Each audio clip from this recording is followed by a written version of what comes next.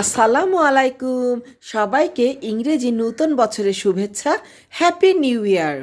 2023 সালের শেষটা কিভাবে কাটাবো এই নিয়ে আমার কোনো পূর্ব প্রস্তুতি ছিল না। অন্য বছর পরিবারের সবাইকে নিয়ে বাইরে যাই, ঘুরি, কিন্তু এ বছরটা ছিল একটু অন্যরকম। বাইরে বের হয়নি, কিন্তু সকাল থেকে বাচ্চারা বলছিল আম্মু আলু লাগবে। আমি বললাম কেন বাবা, কিসের জন্য? ওরা বলল আম্মু অনেক আলু লাগবে আমাদের। যাই হোক, আলু এনে দিলাম। এরপর দেখি ওরা কি করে। পাতিলে পানি দিয়ে চুলায় বসিয়ে দিল আলুগুলা। বিল্ডিংয়ের সব বাচ্চারা দেখছি একে একে আমার বাসায় ভিড় করছে। এর মধ্যেই দরজায় কলিং বেলের শব্দ, ডিং ডং। দরজা খুলতেই পার্সেলম্যান বললেন 5B। আমি বললাম জি। উনি বললেন আপনার একটি পার্সেল আছে। আমি তো কোনো কিছুর অর্ডার দেইনি। বাচ্চারা, তোমরা কি কোনো অর্ডার দিয়েছিলে? না তো মা।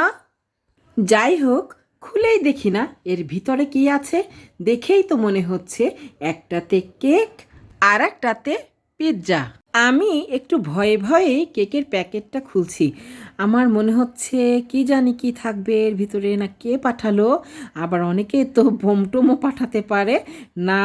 আমি আস্তে আস্তে যখন বের করলাম তখন দেখলাম wow, it's a big surprise to me and our babies.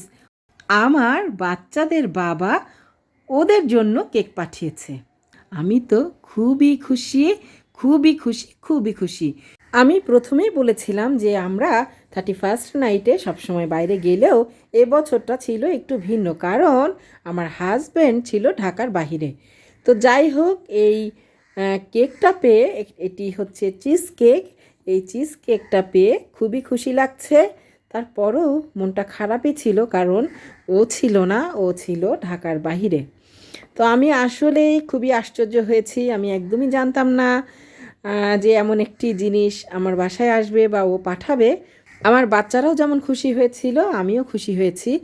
এবার এই প্যাকেটটি একটু খুলে দেখি যে কি আছে। এই প্যাকেটটি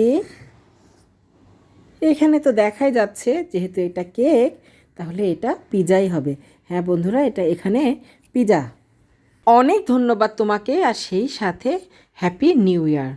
যাই হোক, আমিও পিৎজা ডো বানিয়ে রেখেছিলাম, একটু রেডি করে নিচ্ছি। আর এই পিৎজাটাও কিন্তু আমার বাচ্চারাই বানিয়েছে। এর ভিতরে আলু সিদ্ধ করতে দিয়েছিল, আলু সিদ্ধ হয়ে গিয়েছে।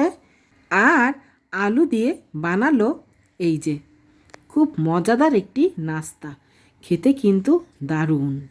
এই আলু দিয়ে বানানো মজাদার নাস্তাটি কিভাবে বানিয়েছে এই রেসিপি আমি আপনাদের পরে দেখাবো। আমি নিজে এই আলুর নাস্তাটি আপনাদের বানিয়ে শেয়ার করব। হঠাৎ বাচ্চারা বলল পাশের বিল্ডিংয়ে বারবিকিউ হচ্ছে, আমরা কেন করছি না? আমরাও করব। যে বলা সেই কাজ। ও মা, তক্ষুনি মুরগি আনা, সব কিছু রেডি করা। বাবারে বাবা, বাচ্চারা পারেও ভালো।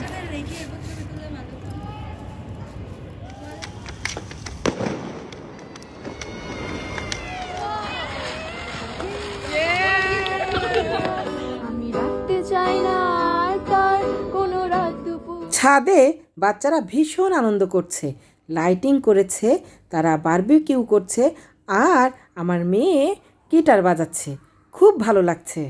আমার বাসার আর এক সদস্য হচ্ছে লিও। সেও কিন্তু একদম পিছিয়ে নাই এই আনন্দ থেকে।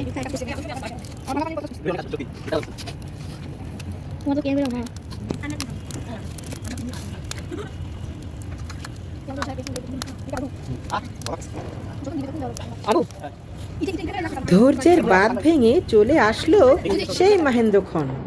চারিদিকে আলোর ঝলকানি আর ফানুস ওড়ানোর মহোৎসব। Happy new year 2024।